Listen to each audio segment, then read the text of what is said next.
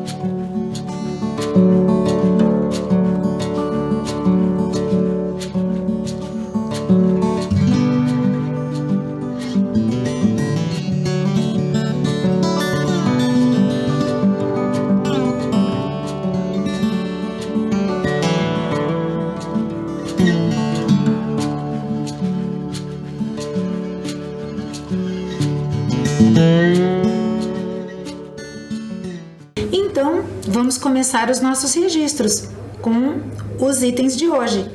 A data de hoje, práticas celebrativas, ensino religioso. Eu aguardo.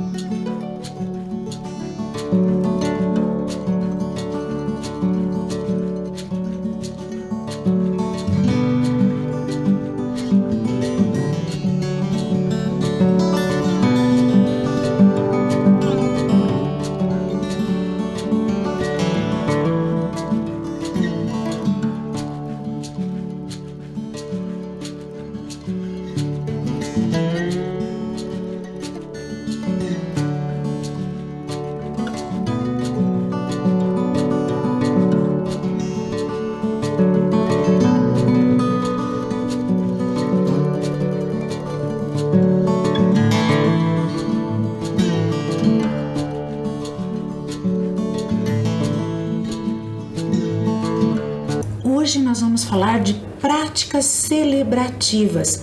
Mas antes da gente entrar no conhecimento propriamente dito, eu queria pensar um pouquinho com vocês o que significa essas palavras. Práticas, a gente sabe que são ações que nós temos, mas práticas celebrativas? Aonde que nós procuramos o significado das palavras quando nós estamos em dúvida? Aonde? Bom, quem pensou no dicionário acertou e já estão acostumados, né? Várias aulas nós vamos até ele para podermos aprender sobre o significado das palavras. Quando nós falamos celebrativas, práticas celebrativas, não vem à nossa cabeça a palavra celebração? Você conhece essa palavra celebração? Sabe o seu significado? Vamos conferir o que está escrito lá no dicionário. Lá está escrito celebração, ato de celebrar, de enaltecer, de proclamar louvores, celebração da palavra de Deus. Dentro de ensino religioso, é esse o significado que a gente vai estudar. Nossa, professora, mas tem umas palavras aí meio complicadas. Vamos ver cada uma delas. Por exemplo, a palavra celebrar. Celebrar é a mesma coisa que comemorar de uma forma festiva algum momento. Por exemplo, quando na vida da gente, quando a gente recebe um primo ou um amigo que a gente não vê há muito tempo e convida-os para jantar com a gente. Um exemplo. Nesse momento a gente está tão feliz que a gente quer fazer com que ele seja um momento especial. Alguns adultos até levantam o copo, né, da bebida que estão bebendo naquele momento e celebram, fazem um tim-tim. Coloquem os copos juntos e um do grupo fala alguma coisa que expressa aquilo que ele está sentindo naquele momento. Isso é celebrar. No ensino religioso, a missa, por exemplo, ela é celebrada pelo padre, porque é um momento que as pessoas estão ali para comemorar, estão felizes. Enaltecer também é uma palavra que aparece na explicação do significado. O que seria? Seria tornar glorioso, grande, aumentar uma determinada importância. Tem uma frase que fala assim: a caridade enaltece a alma. O que isso quer dizer? Quer dizer que aquela pessoa que faz a caridade para as outras pessoas, interiormente, lá na sua alma, se torna maior, se torna melhor. E a outra palavra que aparece é a palavra proclamar, que significa anunciar. É como se fosse assim, dizer em voz alta o que geralmente nós estamos sentindo de uma forma bonita. Quando eu dei o exemplo, por exemplo, de celebrar a chegada de um amigo ou de um parente, a pessoa que vai falar naquele momento do brinde, ela vai falar de uma maneira bonita, uma maneira formal que a gente chama.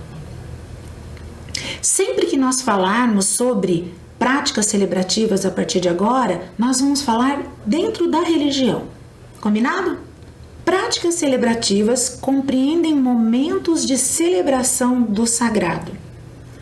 Se celebrar significa tornar um momento especial, práticas celebrativas dentro do ensino religioso significa tornar os momentos religiosos um momento especial, um momento de adoração.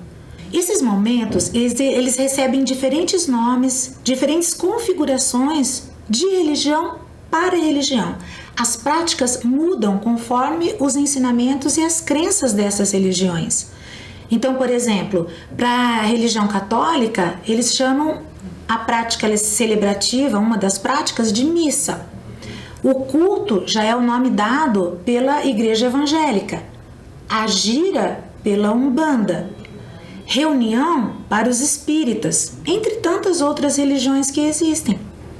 E como nós vamos trabalhar esse conceito nas próximas aulas, eu vou dar um tempinho para vocês copiarem no caderno de vocês e eu vou ficar esperando para que vocês façam isso com muito capricho, hein?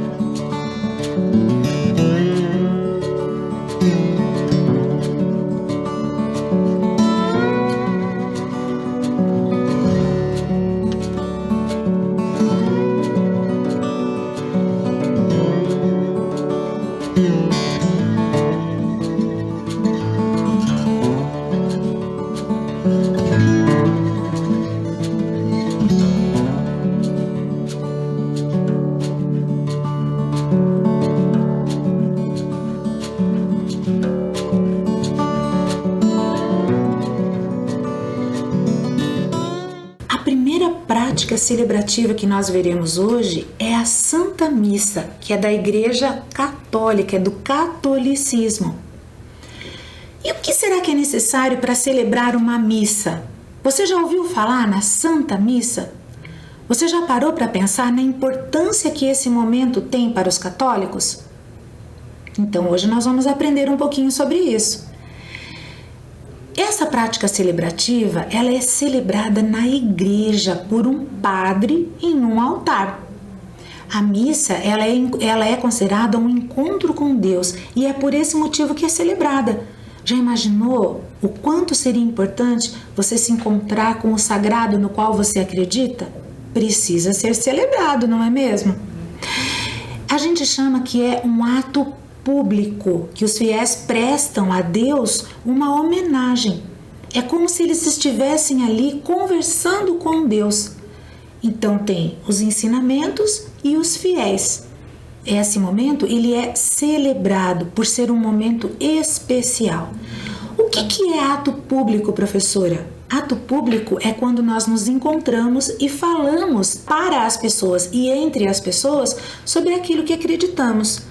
E, nesse caso, os fiéis que estão lá dentro da igreja e acreditam na mesma crença podem falar a mesma linguagem. Lá, o padre, que é o líder religioso, ele anuncia o evangelho, que são escritos sagrados que estão dentro da Bíblia, que é o livro sagrado dessa religião. Lá, o padre fala sobre essas escrituras e o povo responde. Sabe como? Através de cantos, através de orações. Sempre que há esse conhecimento, há também essa devolução do conhecimento. E é assim que acontece. Uma missa, ela é dividida em duas partes: a liturgia da palavra e a liturgia eucarística. O que seria liturgia? Liturgia, sim, é tudo que acontece, são todas as práticas que acontecem para que os ensinamentos ocorram, no caso da liturgia da palavra e no caso da liturgia da eucarística, da comunhão. Eu já vou explicar como é que isso funciona. Primeiro nós vamos conhecer a liturgia da palavra. Deus fala através das suas escrituras para o povo, que estão escritos na Bíblia, como eu falei para vocês. E como esse momento é um momento onde o padre está representando, está lendo aquilo que Deus quer nos dizer, ele precisa ter um máximo de respeito, porque ao anunciar essas palavras, ele está representando. Ele não pode ser feito de qualquer jeito ou de qualquer maneira. Existe uma sequência, existe uma forma disso acontecer. Primeiro, as vestes. A roupa do padre tem que estar impecável, limpa, passada, algumas estão até bordadas, é como se ele estivesse indo para uma festa. Tem que ter uma boa postura, não pode ficar assim torto, falar de qualquer jeito. Não, tem que falar conforme as escrituras dizem.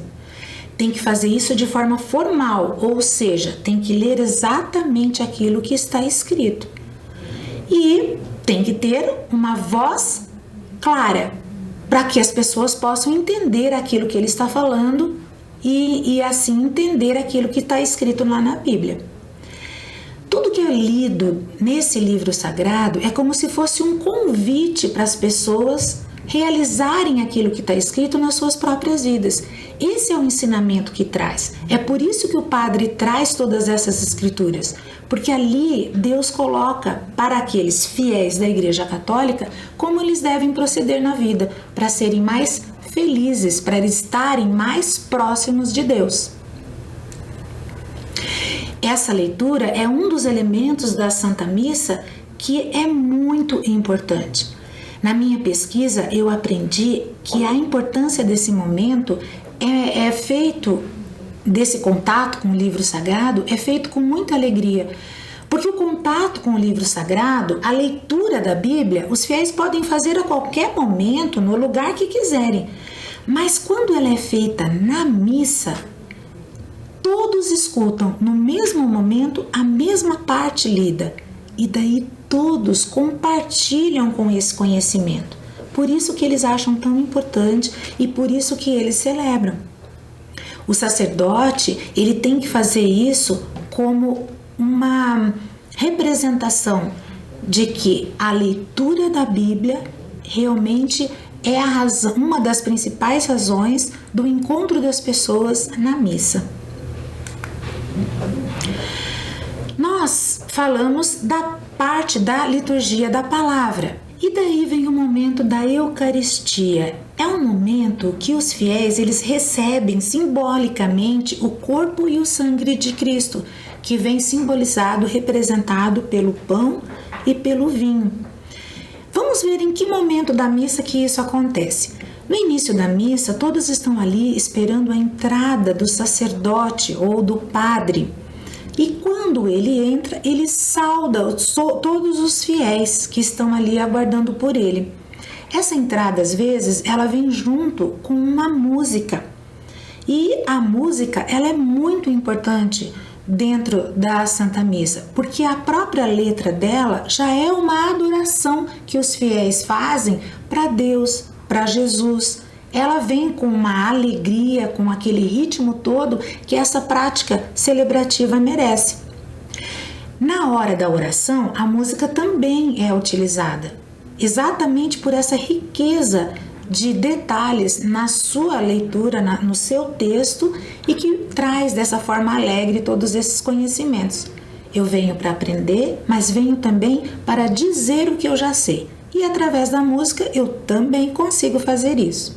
Essa comunhão, ela é composta pela oração do Pai Nosso, que é a principal oração dos católicos, e pela uma oração de paz. Então, só depois disso acontece a Eucaristia. Vamos ler lá comigo na tela? O sacerdote, ou o padre, como a gente diz, mergulha uma fração do pão no cálice, representando a união do corpo e sangue de Cristo. Nessa hora, o padre se alimenta desse pão, desse símbolo do corpo de Cristo.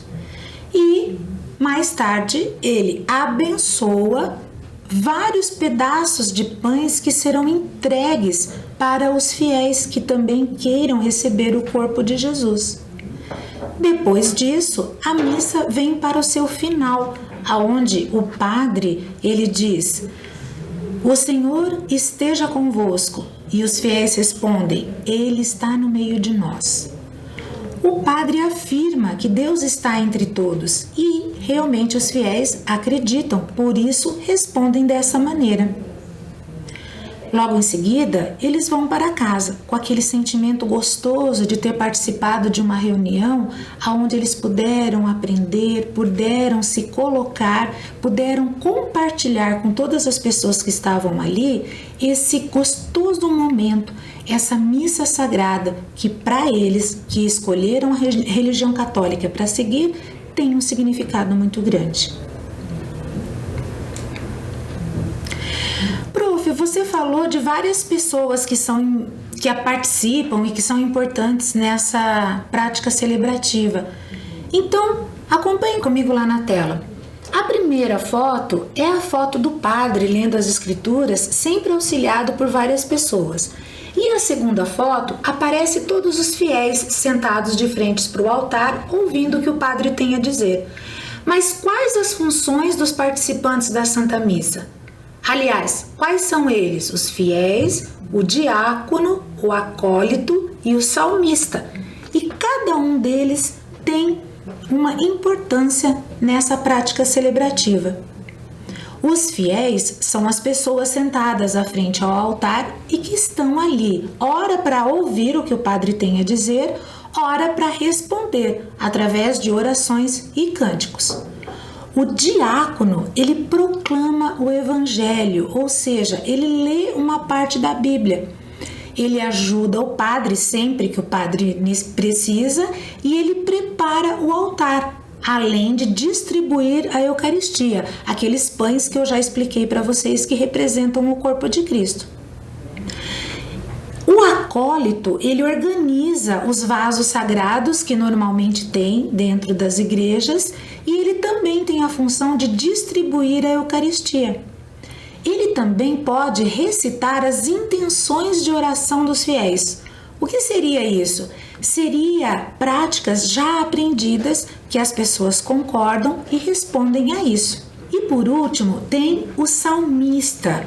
Ele, como o próprio nome já diz, tem a função de ler o salmo. É uma parte das escrituras sagradas da Bíblia que vem em forma de poemas. Inclusive, esses poemas podem ser cantados também, não precisam ser lidos.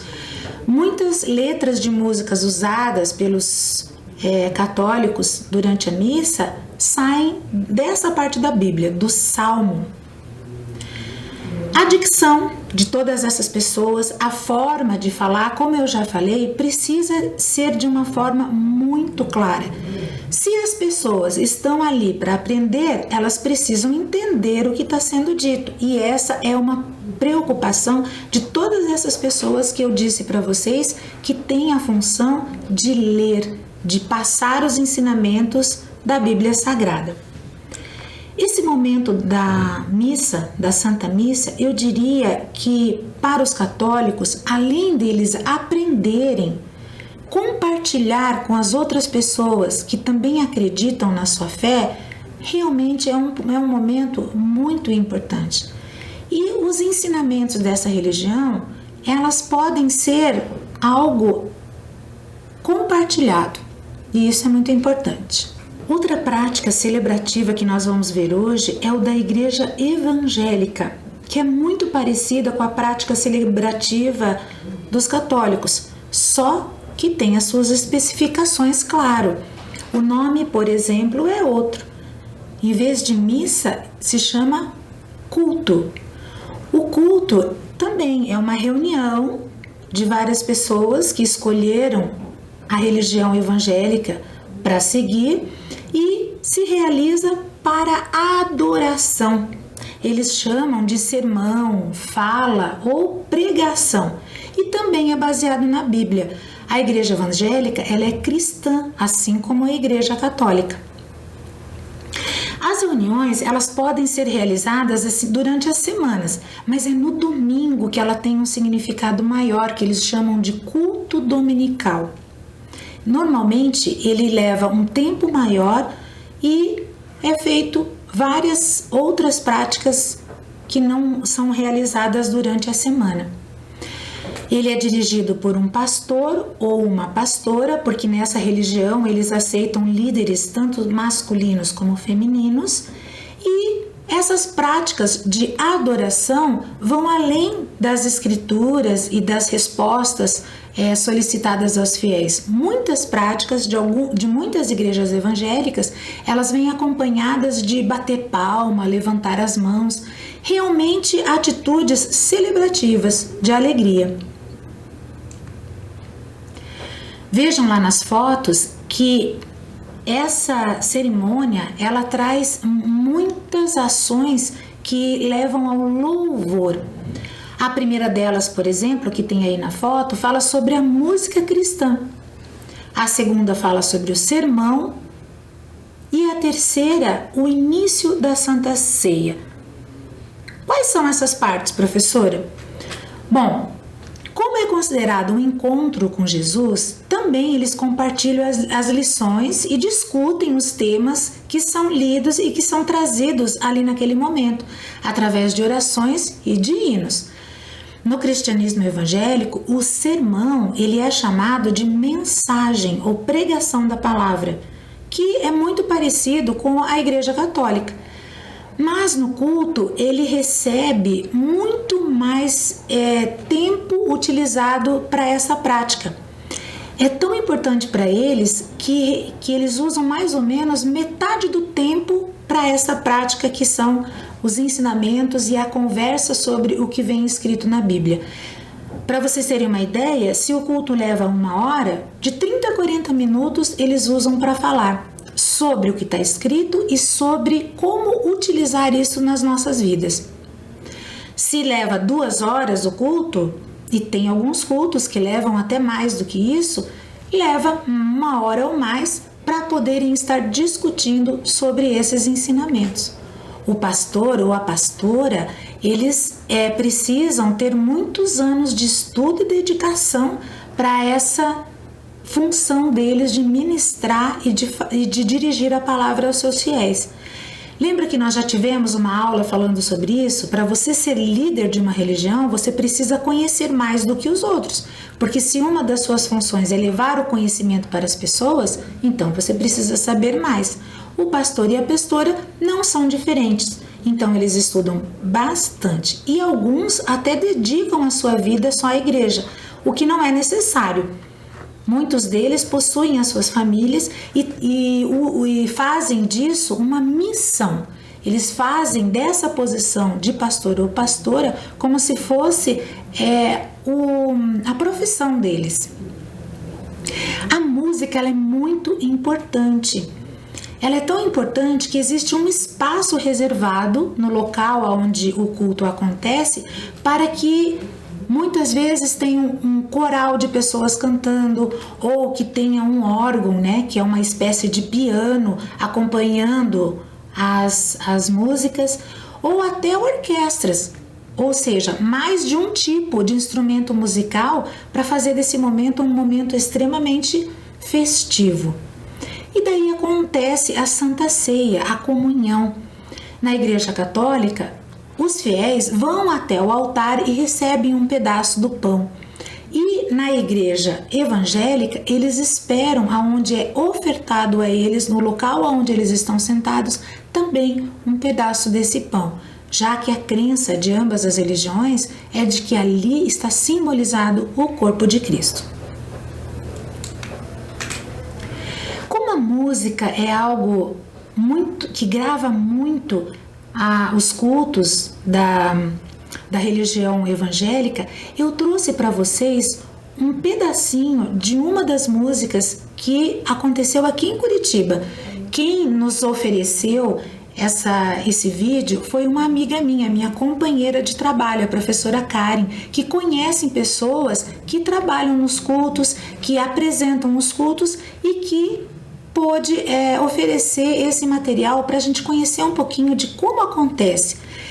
Percebam que na própria letra da música é feito vários pedidos, é feito várias glorificações a Deus e que mostra que eles realmente possuem fé naquilo que está sendo dito e naquilo que está sendo pregado. Vamos conferir? Apresente a Ele o seu louvor. Apresente a Ele a sua adoração. E diga a Ele: Senhor, para que Tu entres, eu abro o meu coração. Então abra o seu coração, rasgue o seu coração. E declare o quanto Ele é maravilhoso, o quanto Ele é lindo, o quanto Ele é poderoso, o quanto Ele é santo. E que Ele se assente no trono do nosso coração. E que Ele esteja no centro da nossa adoração e do nosso louvor. Em nome de Jesus.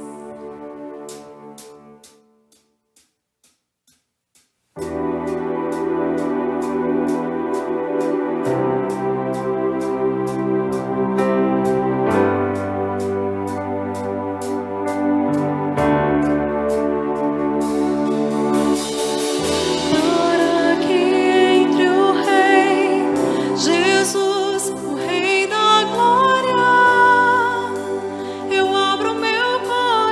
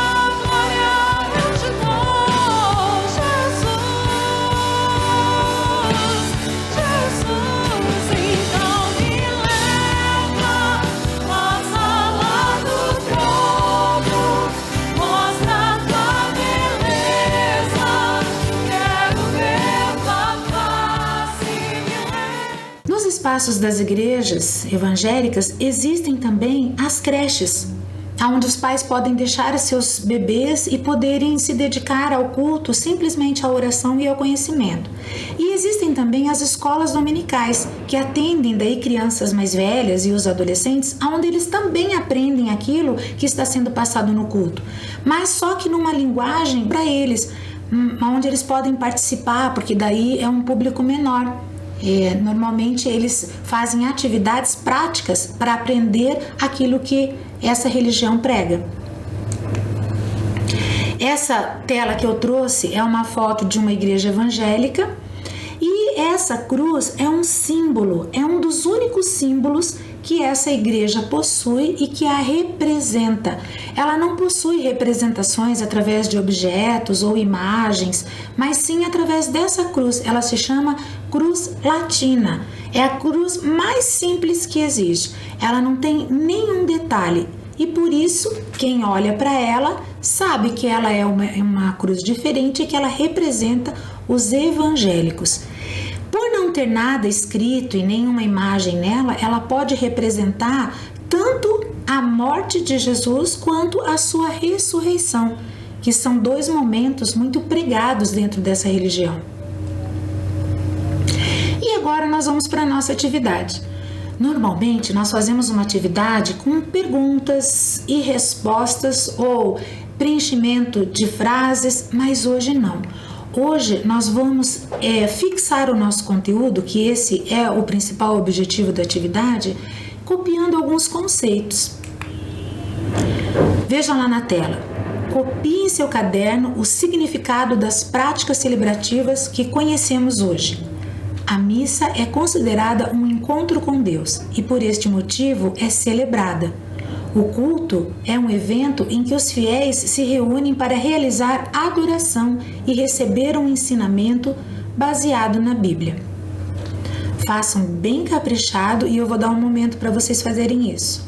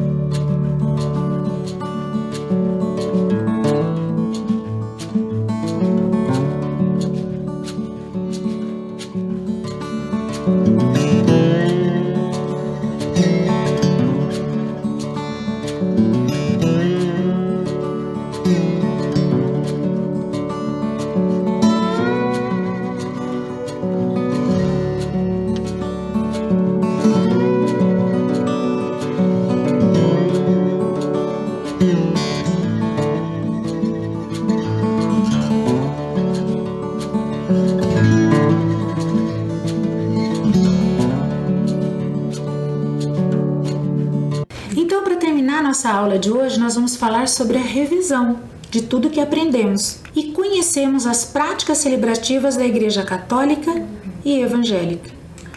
Assim, nós nos despedimos, lembrando sempre das nossas orientações. Lave bem as mãos.